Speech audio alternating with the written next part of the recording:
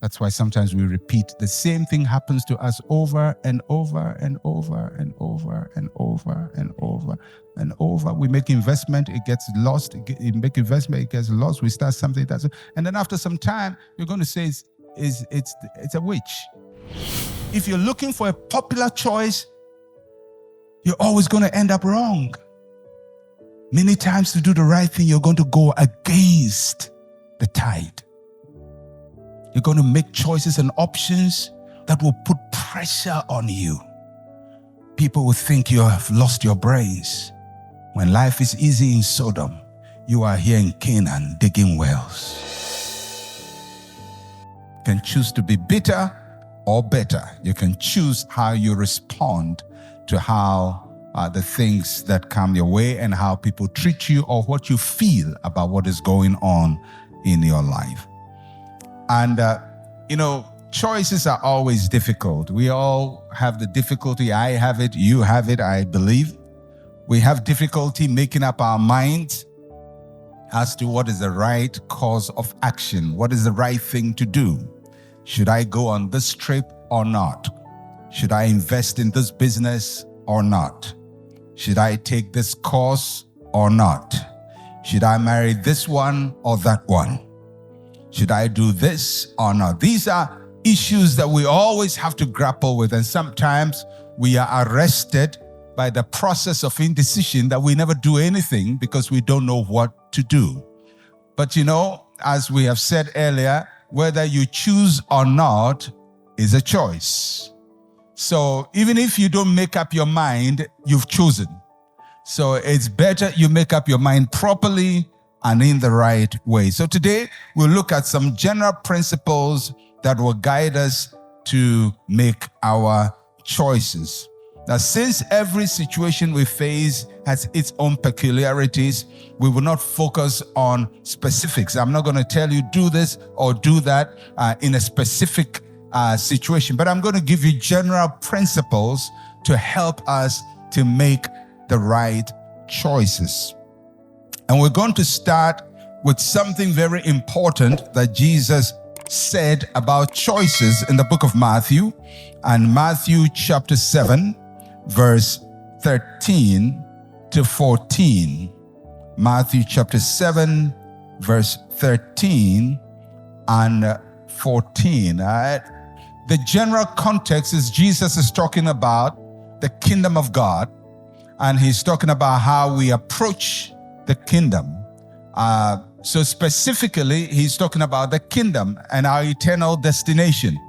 But we can apply the same word to other choices that we make in our lives, including how we want to spend eternity and how we want to make all the important decisions of our life. I want you to listen carefully to what Jesus says about choices. Enter by the narrow gate, for wide is the gate and broad is the way that leads to destruction, and there are many who go in by it.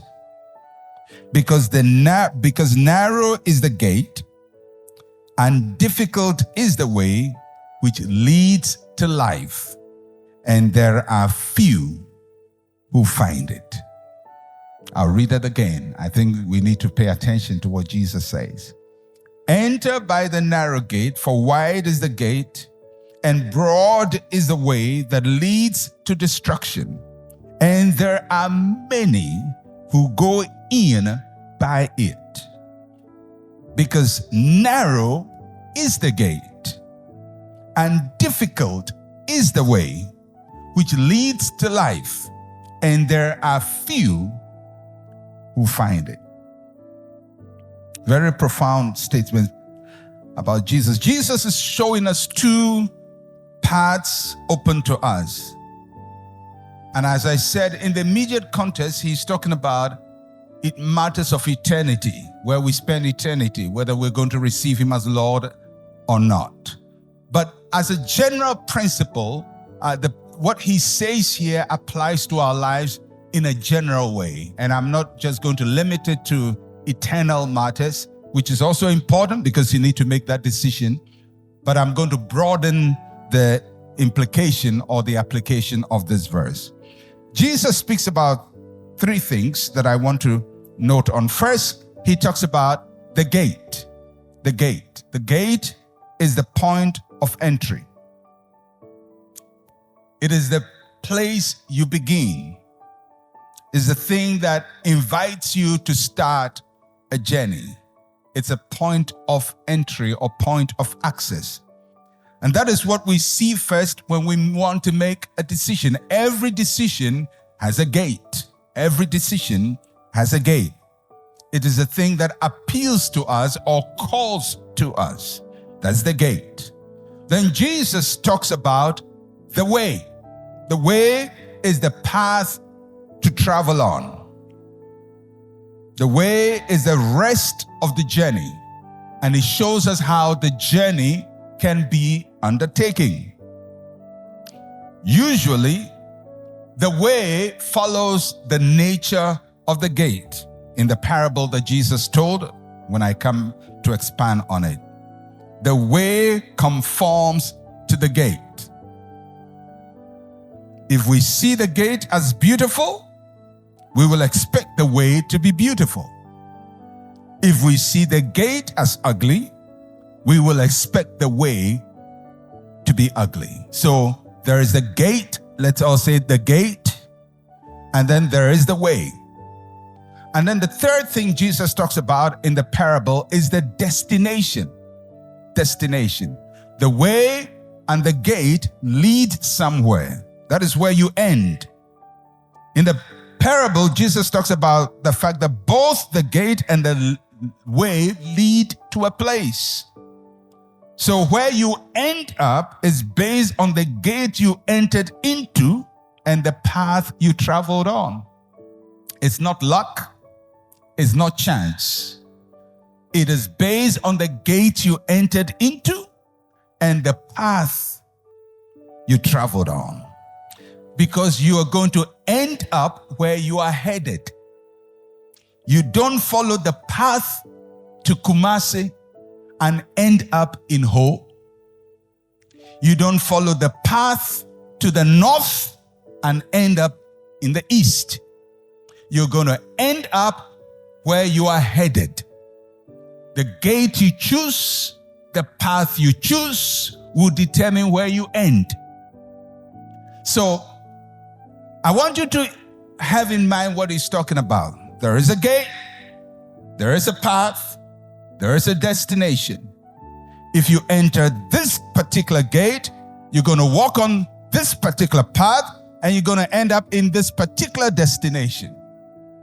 Now, you can choose one gate and wish you were on another path. It doesn't work that way. You choose the gate, you follow the path, and it's going to end you in a predictable destination. It is not luck. It is not good wishes. It is predictable. The gate, the path, and the destination. So, in making choices, I want you to have that in mind. There is a gate, the path, and the destination. Let's say that together. The gate, the path, the destination. Say it one more time. The gate, the path, the destination. Whichever gate you choose to enter is going to lead you to a path and it will lead you to a destination. In your mind, you may wish you chose another gate, but the gate you actually chose will lead you to a path and it will lead you to a destination. All right. Now, in the parable that we just read, Jesus talks about two different gates, two different paths, and two different destinations. They are not one and the same. And he gives us options. Remember, I said that in making choices, there will always be options and preferences. When there is an option, you're going to say, I prefer this one. This is what I want. This is the gate I want to enter in. This is the path I want to follow. That's your preference, but the options will always be available. So there are two options, and we're going to examine both options. The option number one, this is the preferred option because Jesus puts it first. It's the first option. The narrow gate. That's option one. The narrow gate. The narrow gate implies a controlled access. The first thing that anybody would see if they approached this gate would be the nature of the gate, and Jesus described the gate as narrow. It's narrow. And so when you see this gate, it's narrow. So once you see it, you know you are entering a serious place. It's a serious place. It's not a fanciful place. And the description of narrow here gives the impression that the access is designed for one person at a time. Now, if the gate is narrow, then the path is also going to be narrow. But this is a narrow gate. Everybody say narrow gate. Narrow gate. It's not broad. You can't go in with your friend. You can't go in with your neighbor. You go in by yourself. It's a narrow gate. It's a narrow gate. It's designed to have a controlled access. It's not everybody does it. It's whether you want it or you don't want it. The narrow gate. It is made for each individual to decide by himself or herself to enter or not to enter. It doesn't seem like a very attractive gate. Then Jesus talks about the fact that following the narrow gate is a difficult path.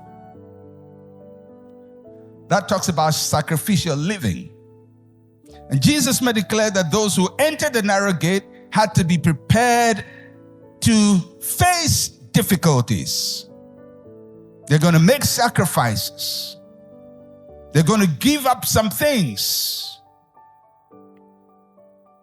They had to sow the right things. And then he concludes by saying that only few people find it. That means it's not a popular choice. The narrow gate is not the popular choice. People don't like to deal with discipline, with change, with toughness. We like to live life on our own terms instead of making adjustments. If you chose the narrow gate, you had to make adjustments. Maybe you may have to walk sideways to enter. You may have to walk delicately. You have to make a lot of changes to accommodate the difficulties on the path. And Jesus says there is a narrow gate, there is a difficult path, and only a few people are on it. It is not the popular choice. Incidentally, it is the right choice. So this option is not popular, but it's the right thing. So you just get the impression that the right thing doesn't always appear popular. That's the narrow gate. Few find it. Now let's look at the second option. Option number 2. Jesus says, well, there is a narrow gate, and then there is the wide gate. Access is not controlled. It has no rules. It has no restrictions, no regulations. It appeals to everyone. It's attractive for everyone. It does not make any demands on you. It promises good things without any pressure. You can enter with your friends. You can hide behind people and enter there. You don't need to take personal responsibility, unlike the narrow gate where you have to enter by yourself. This one, you can enter as a group. Gate is very wide. It can accommodate you and your friends. And when you enter the wide gate, the path is broad. It's a broad way. It's easy to travel on. No sacrifices, no pressure, no personal responsibility. You can hide behind people. You can live as you want. You can do things as you want and use the broad way. And Jesus concludes in the parable by saying that many are on it. That means it's a very popular option. This is what most of us like. This is what most of us choose. And this is why majority of people never fulfill God's plan for their lives. That's why many of us will choose the curse rather than the blessing. Because the curse is on the broad way and in the wide gate, and the blessing is in the narrow gate and the difficult way. So, if Jesus says that many people are on this way and few are on option number one, it is safe to conclude that in this auditorium, only a few people are exercising option number one, according to Jesus. So, I don't know percentages, but I would probably say maybe only 5% of people in this auditorium today, when they're going to make a choice, would be influenced by option one. Narrow gate, difficult road. How many people are going to say, I want to make a decision, I'm going to choose the hard one? Let's face it. If you're faced or you're given two options, one is easy, the other is hard, which one are you going to choose? The easy. The easy. If you're going to sit an exam, there is an easy way and the difficult way. Which one are you going to choose? The easy. If somebody says, I'm going to give you a tablet, and if you take this tablet, you pass the exam. And another person says you're going to learn all night. No sleep, all night. And you pass the exam. Two gates, narrow, broad. Let's face it. Many of us will opt for the tablet. Somebody says, you can stake a lotto and be rich. Another person says you're going to work hard and prosper. Which one is going to appeal to you? Lotto?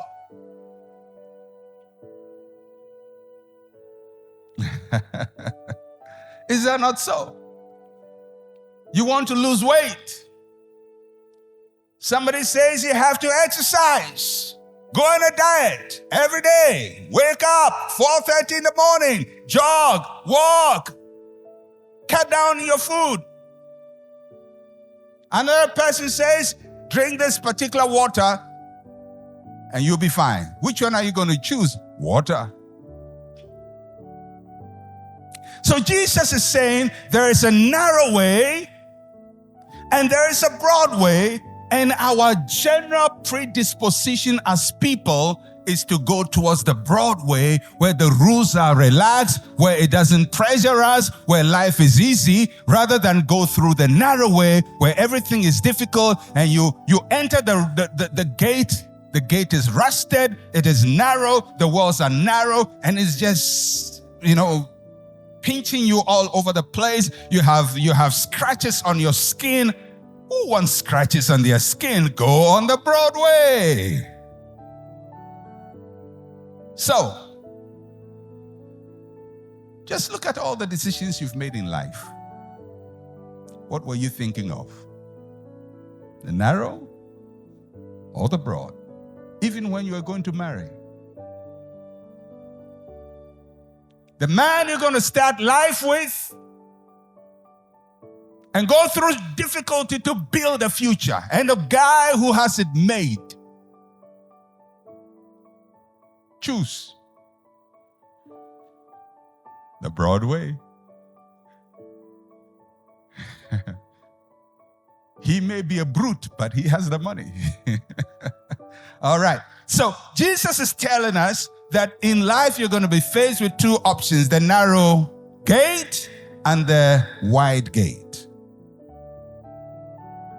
I face it, you face it.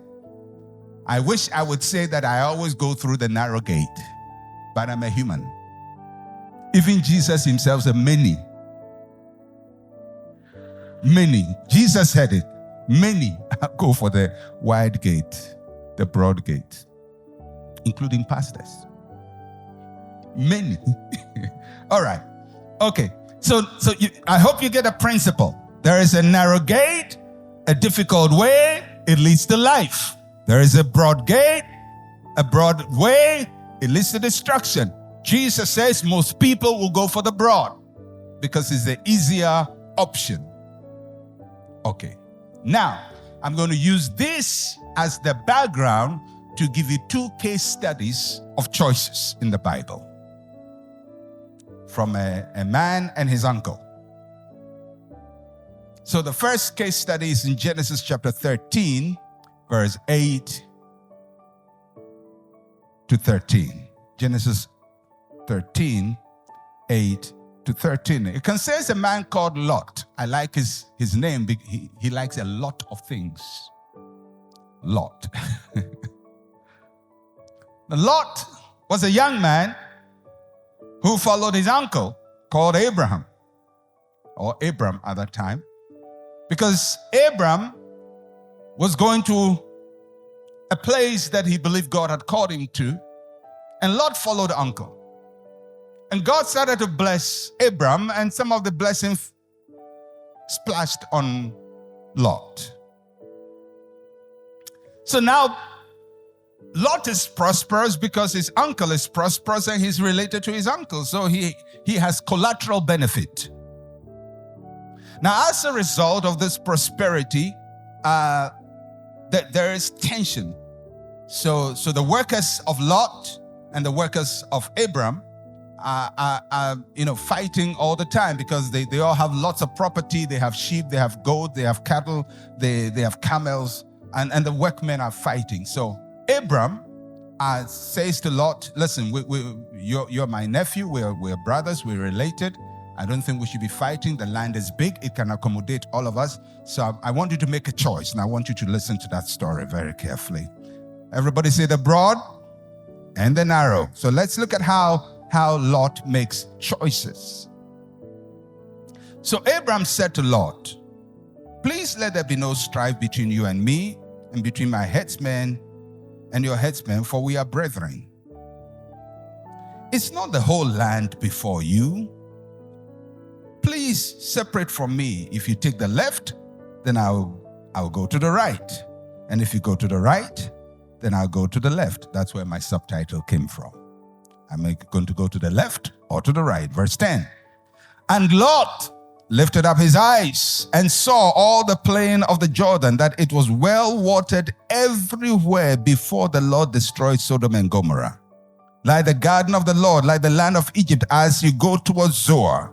Then Lot chose for himself all the plain of Jordan, and Lot journeyed east, and they separated from each other. Abraham dwelt in the land of Canaan, and Lot dwelt in the cities of the plain and pitched his tent even as far as Sodom.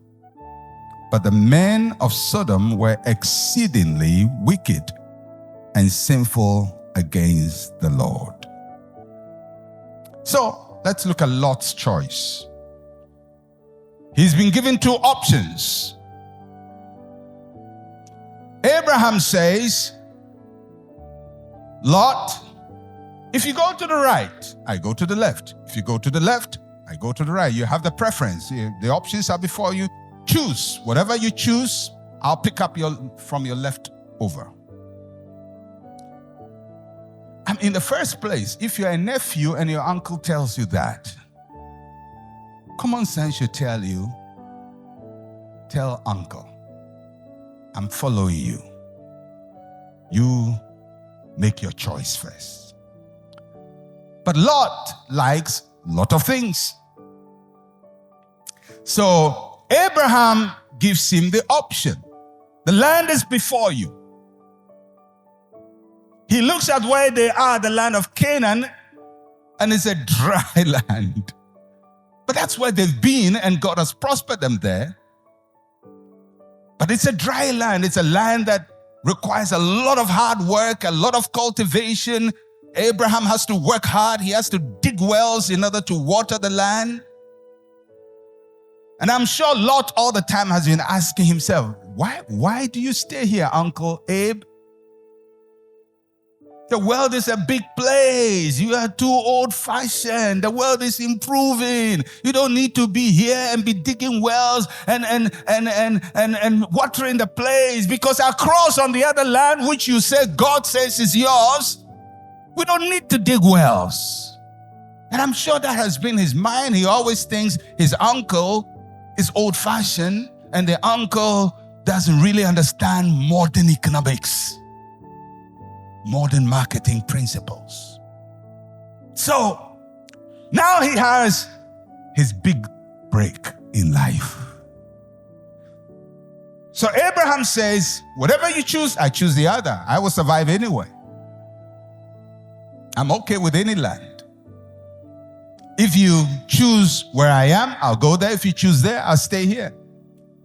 Lot looks at where Abraham is. The Bible says he lifted up his eyes. He didn't look down. I like him. Young people like to lift up their eyes.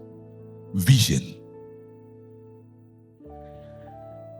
So he doesn't look at the land where they are because he hates it. Too much hard work here. Too many wells to dig. Too much hard work. He lifts up his head and he looks up there and he sees the green land watered by rivers, well irrigated.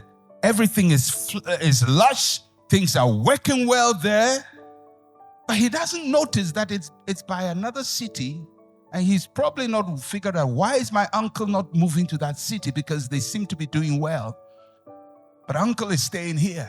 But he looks at that land and he just sees, if I move here, breakthrough. So he moves. So let's look at the basis on which Lot makes his choice. He's enticed by the sight of easy access to wealth. The land was vast before him. It was very fertile. It had money written all over it. He doesn't need to struggle too hard. So he's looking at how easy life is going to be. Obviously, he's not choosing the narrow gate. He's choosing the broad gate, the wide gate, not the narrow one. So, easy access to wealth. He's excited by the promise of low effort for high results. It's a well-watered garden. He doesn't need to dig wells, but he's going to prosper.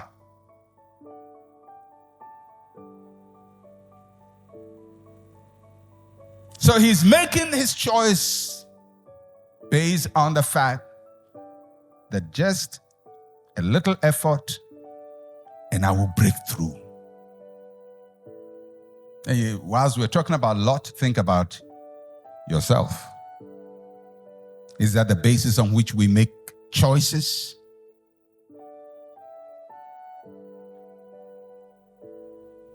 It's amazing, years ago when scheme in Ghana, it was started by a company called Piram.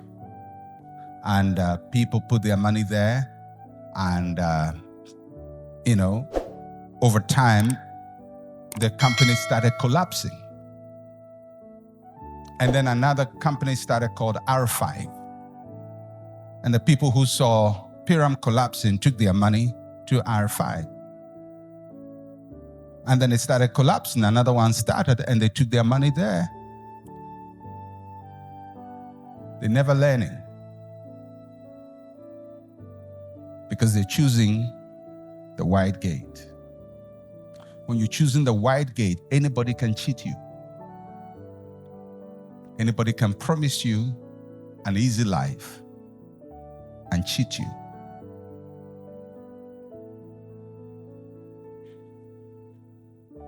That's what Lot is doing. And not only does he do that, he encamps around the wrong crowd. He left Abraham and moved closer to a people with no morals. The Bible describes them as exceedingly wicked and sinful people. When God says you are wicked, you are wicked. He gets close to these people. They are on the broad way. If you look at the progression of Lot's choice, in verse 10, the Bible says he saw. In verse 11, he chose. In verse 12, he pitched his tent. As a matter of fact, if you know the story of Sodom and Gomorrah, which is the land he moved close to, when the angels came to destroy Sodom and Gomorrah, in Genesis chapter 19, verse 1, Lot's position is very clear. The Bible says, now the two angels came to Sodom in the evening, and Lot was sitting at the gate of Sodom. He saw, he chose, he pitched his tent close, but by the time the angels came, he's now sitting at the gate. He's the gatekeeper. He has taken charge of the Sodom way of life. And in the olden days, the gatekeeper, they determine who come in and out. They are the prominent citizens. So he's become a prominent citizen of the city. He saw, he chose, stayed close. Now he's the president or district chief executive of Sodom. And he's ruling there. His choice was based on what he saw. Life is going to be easy. I don't need to work. And these people, they don't work so hard, but they seem to be happy. Let me follow them. If that's the basis of your choices, you're going to end up where Lot ended up. Lot started having problems. First, some kings came and fought Sodom and Gomorrah and took Lot captive with the rest of the city. Abraham had to go and set him free. And after that, God came and rained fire and brimstone over the land, and Lot had to flee. With his wife and two daughters, the wife became a pillar of salt. One man's decision turned the wife into a pillar of salt, and the two children ended up having children with him. One decision. He lost everything, lost his wife, lost his dignity, fathered children with his daughters. One decision. It's amazing where your choices will end you. It's because he chose the wide gate. All right. Now, we're going to look at a second case study about choices. When Lot was in Sodom, one day, people came and fought his city and overthrew the city and took the citizen's slave. And since he's by now a chief member of the place, he's taking his wife and children, their property, everything is taken away. And his uncle, Abraham, is told that Sodom has been raided. And your nephew, Lot, has been taken into captivity.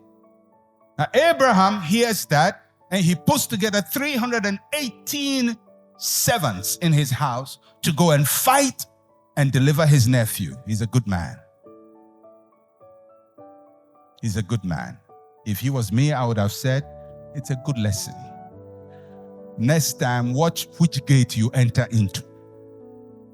But thank God for Abraham. He says, I'm going to deliver him. So he goes. And by the way, when he delivered Lot, Lot did not return to Canaan. He still stayed in Sodom and now sits at the gate. The man has decided which gate he wants to enter life into. All right. But Abraham goes to deliver him. And so he sets the people free and he reclaims all the property. And I want you to follow this conversation that takes place in Genesis chapter 14, verse 21 to 24. Let's look at Abraham here. Genesis 14, 21 to 24. Now the king of Sodom said to Abram, this is after Abraham had delivered the people and he has brought all the people back and the property, the goods. The king of Sodom, that is Lot's president. The king of Sodom said to Abram, give me the persons and take the goods for yourself. That's a good offer. Give me the people you delivered and take all the property you have acquired for yourself. That is something most of us would jump and say, yay! But listen to Abraham. But Abram said to the king of Sodom, I have raised my hand to the Lord God Most High, the possessor of heaven and earth, that I will take nothing from a thread to a sandal strap, and that I will not take anything that is yours, lest you should say, I have made Abram rich, except only what the young men have eaten and the portion of the men who went with me, Anna, Eshcol, and Mamre, and let them take their portion. Two different characters, same family. Same family, but two different value systems. By practice, in the days of Abraham, if you went to war and you took spoil, it belonged to you. So really, Abraham could claim that not only the people, but also the goods were his because he risked his life to rescue them. But he didn't take advantage of the situation. He didn't actually go to war because he wanted property. He went to war because he wanted his nephew free. And so we see a huge difference between Lot and Abraham. Different value systems. So let's look at Abraham's choice. He said a few things. He says, I have raised my hand to the Lord. What does that mean? Abraham lived his life on the pledge of integrity before God. Abraham's understanding of what God expected from him shaped his values. I have pledged before God. I don't just live my life anyhow. I don't just follow the crowd. I do what God wants me to do. So, Mr. President of Sodom, your offer is impressive, but you're not the one I deal with. I deal with the one whom I have raised my hands to. Definitely, that will limit his options. It means that Abraham has chosen a life that excluded so many things and so many people from his life. I've raised my hands before God. It's a very narrow life. The options are limited for him. And this big breakthrough, he can't take it because he says, I've raised my hand to God. Are there opportunities in your life that you can say, I've raised my hand to God, so I'm not going to do this? I've raised my hand to God. I'm not going to do that. It looks nice. It sounds good. It smells good. But I've raised my hand to God.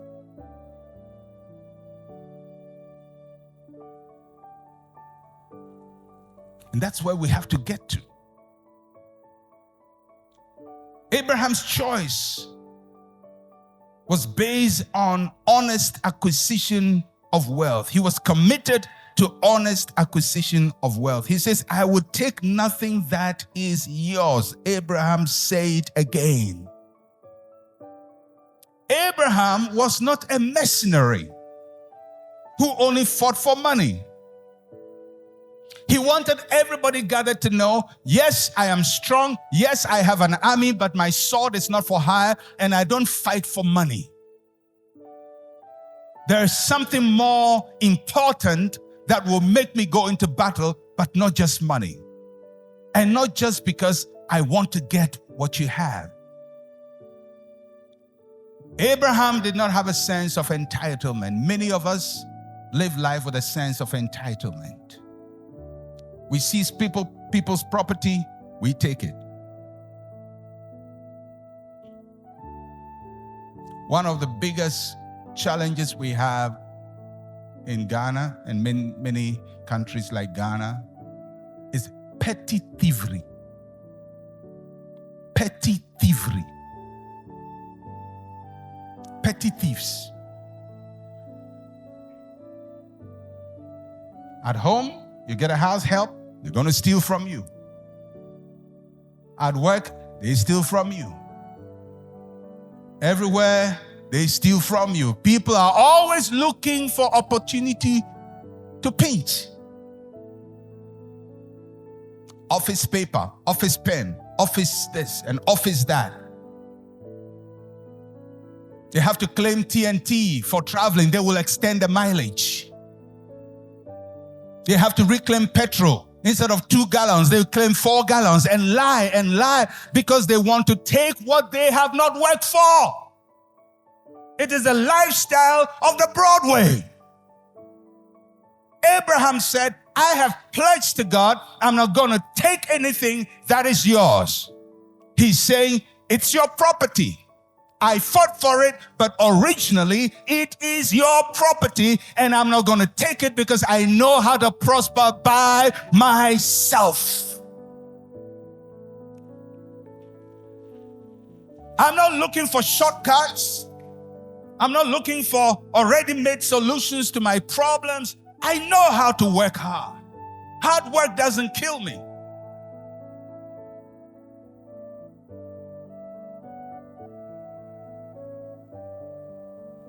On the narrow road, that's how we talk. I'm not marrying because I need a quick access to prosperity. So I see that individual who doesn't qualify by any measure to be my spouse, whether as a male or female, because these days it goes either way. There are men looking for prosperous women. No matter how they look, function, behave. We're looking for the easy way out. And there are ladies whose eyes are recklessly eyeballing, going left, right, left, right, left, right. Looking. And even when the man is married, they want to get him by force. Are you a lazy person? It's the Broadway. The people who are stealing people's businesses, stealing people's money, undercutting people, all because they want to reap where they have not sown.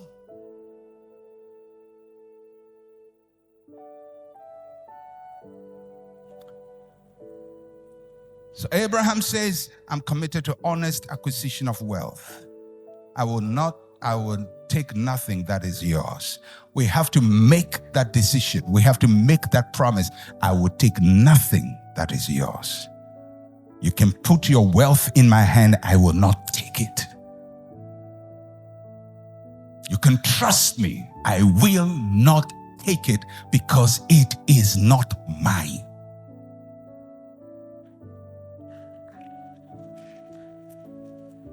Oh, yeah. You can put your wife in my hand, she's safe. Can you say that? You can put your husband in my hand and he's safe.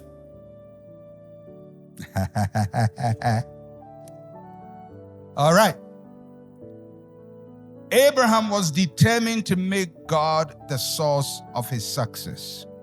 He says, the reason I'm not going to take it from you is because one day you are going to say, I have made Abraham rich.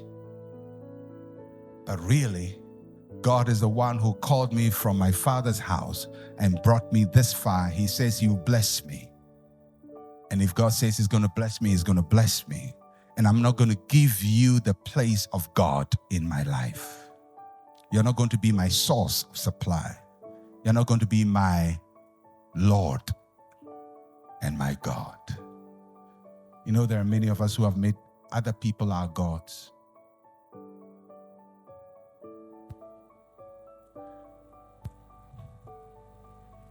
So, Abraham, Lot, the broad and the narrow. We see how it ended with Lot. He gets caught in a battle, he's delivered, and he goes back to the same city. Because one of the things I have come to realize, when people choose a gate, they don't come out of it easily. They stay. They get disappointed with their get-rich-quick schemes. But the next one will catch them. The next one will catch them. The next one will catch them because they are attracted to the wide door. And Jesus says many of us are on it. That's why sometimes we repeat the same thing happens to us over and over and over and over and over and over and over. We make investment, it gets lost. You make investment, it gets lost. We start something, and then after some time, you're going to say it's a witch.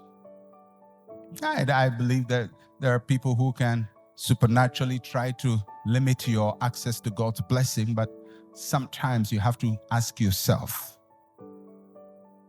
what am I doing about this?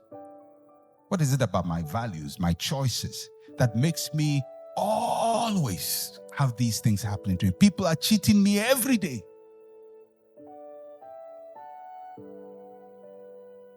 Are you predisposed to the Lot way of life or the Abraham way of life? Whether you're going to take an exam, you're going to invest in business, you're making a friend, all of these decisions and choices you have to make are going to be governed by which gate you choose to enter in. You make friends because you want to take advantage of them. Or do you make friends because you want to really invest into their lives? Are you choosing the narrow gate or the broad gate? So, in conclusion, let's look at the lessons we learned from what we've looked at today. If we're going to choose, we have to choose on the basis of godly values. This is where we should start. Our choices must rest on godly values. God does not choose on the basis of appearances. God chooses on the basis of his eternal purposes. He looks at the heart. He looks deeper. Because beauty is vain. Stature is deceptive. Get it? Beauty is vain. Stature is deceptive. Money will fly. Whether you're choosing a marriage partner or a business opportunity, we must go beyond the surface attraction. We must go beyond self-interest. Choose on the basis of godly values. Second lesson, choose to work towards your desires. Work is not a curse. Hard work is not a disgrace. Even when God makes a promise to us, we must work to bring it to pass. Israel was given a promised land, but they had to fight to possess it. They were promised a land flowing with milk and honey, but they had to plant the corn and the wheat and the barley in the land flowing with milk and honey. Because in the land flowing with milk and honey, nothing flows. Everything grows. It's going to take hard work. It's going to take concentrated effort. You want to pass that exam? You're going to learn. You're going to learn. You can't be joking and then go for a prophetic word and hope that a prophecy will pass the exam for you. You will fail with the prophecy. If you want to pass, you're going to work hard. You're going to sit down and concentrate and learn. There's no easy way. It's a narrow gate. You're going to learn. You want your marriage to work? You're going to stay and work hard and change. And ask for forgiveness and apologize. And be caring and be courteous and be generous. And be kind and be nice and stop insulting.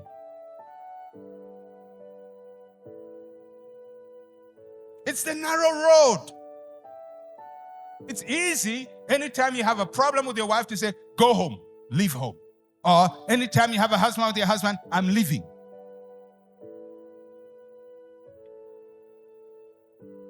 I'm dealing with that on Tuesday. This is just a preview of Tuesday.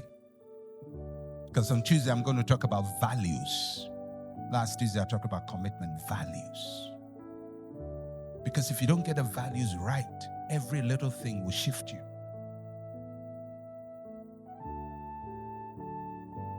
We have to build well. We have to build well.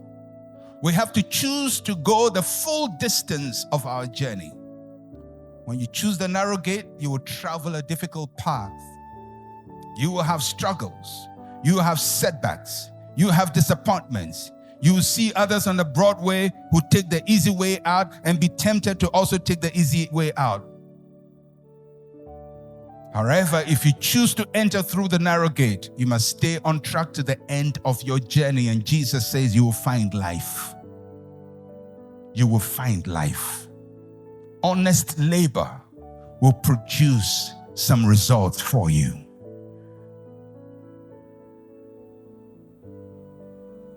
You can't go to work late and hope to be promoted. The Christians who go to the office and they spend all the time reading the Bible. I'm happy you want to read the Bible. But you have options as to where to read the Bible. Read it at home or during your break time or after work, but not on the job. There's a client waiting for you. He doesn't need the Sermon on the Mount. He needs you to deal with that issue. Choosing the narrow gate is difficult. You're going to see people prosper. You're going to see people use shortcuts. Especially if you're a young girl, you say, I'm going to live holy for God. And you see your friends sleeping with men. And now they have a car. And now they have a little house somewhere. And you look at your life and you say, I'm wasting my life. No, you're not wasting your life. One of these days, you're going to see that the broad way never ends well. Never ends well. Just stay on track. Don't just say, I'm going to live holy and not dress well. Live holy, dress well. You know, it's a package. It's a package. All right. Okay.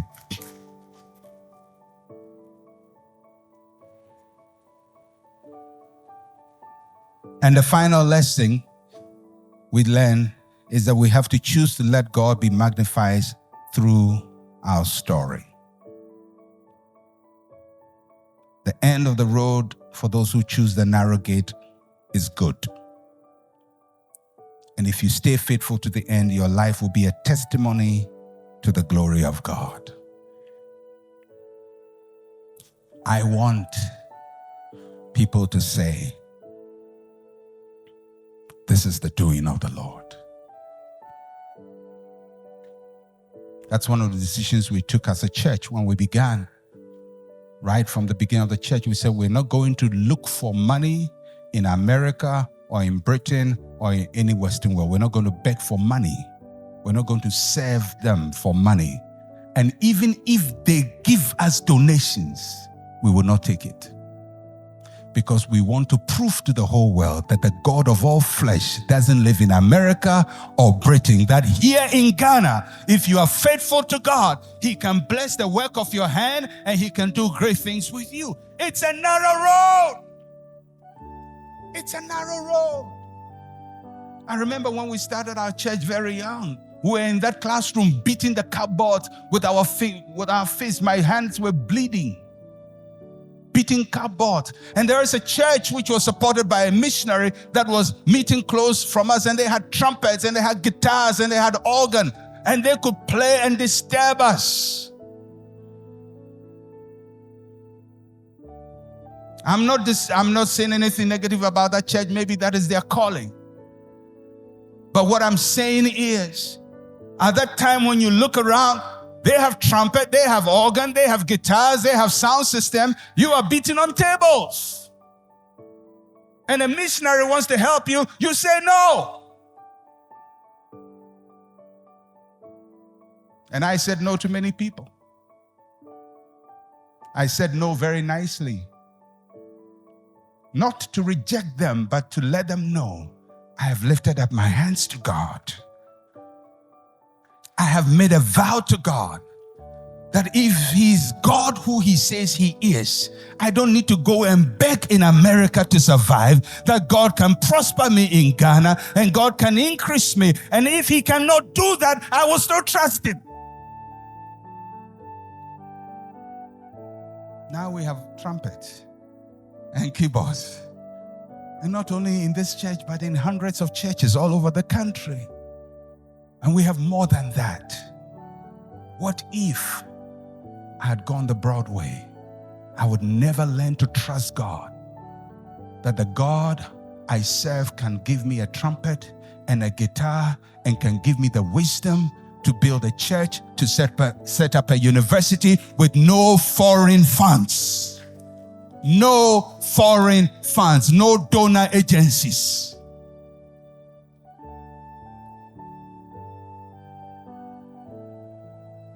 Which way are you going to choose?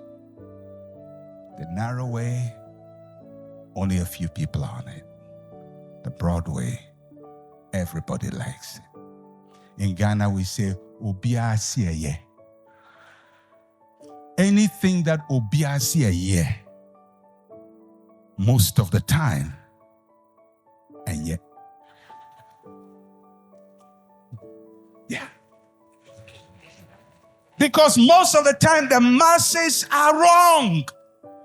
The masses usually are wrong because they are all on the broad way. The Bible says many find it. Only a few people are doing the right thing.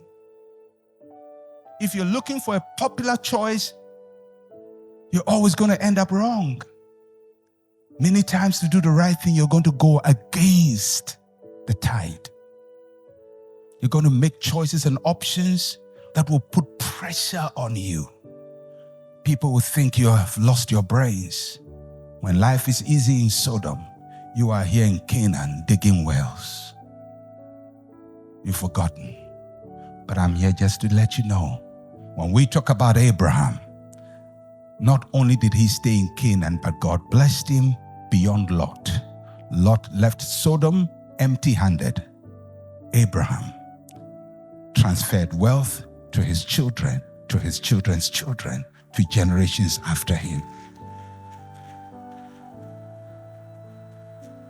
If you stay with God, He will not fail you. So all I've done is give you general rules. Anytime you're making a choice, ask yourself, is this the broad or the narrow? God bless you.